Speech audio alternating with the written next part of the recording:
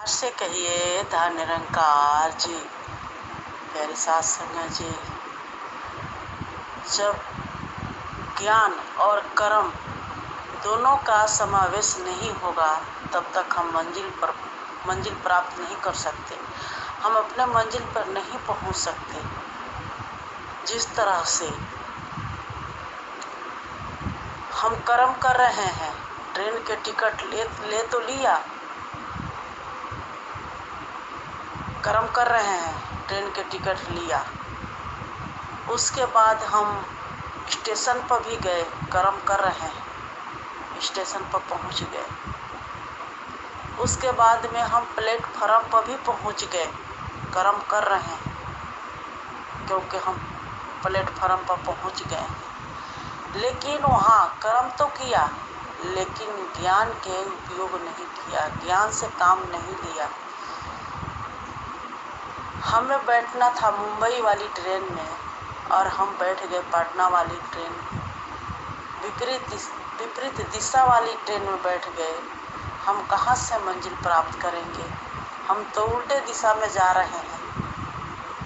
तो यहाँ ज़रूरत है ज्ञान और कर्म। कर्म तो कर रहे हैं पर ज्ञान से काम नहीं ले रहे हैं। इसी तरह से ज्ञान भी है लेकिन कर्म नहीं कर रहे हैं। ज्ञान तो है कि हमें मुंबई वाली ट्रेन में बैठना है, लेकिन उसके लिए हमें टिकट भी लेना ज़रूरी है।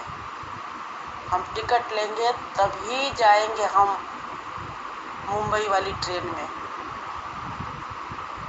ज्ञान है कि मुंबई की ट्रेन ये जाएगी, हम टिकट भी नहीं लिए, हम स्टेशन पर भी नहीं पहुँचे, प्लेटफॉर्म पर भी नहीं पहुँचे, तो हम कहाँ से पहुँचेंगे? नहीं पहुँचेंगे।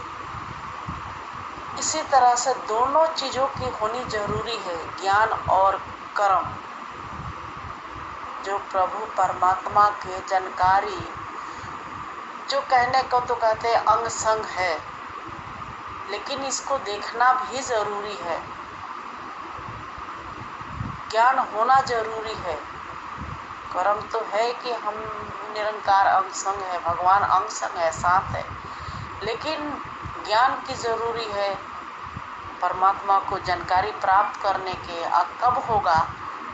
ये सतगुरु द्वारा होगा। सतगुरु दिखाएंगे कि ये है परमात्मा, ये है निरंकार, इसका स्वरूप।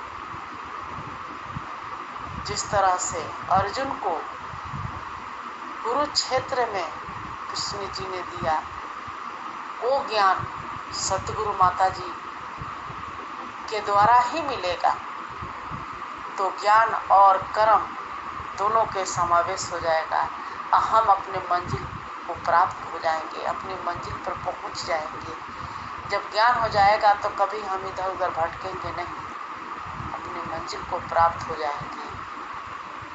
तो हम ज्ञान और कर्म दोनों ही करते हुए अपने मंजिल को प्राप्त करें। प्यारी साथ संगत जी, प्यार से कहिए, धन निरंकार जी।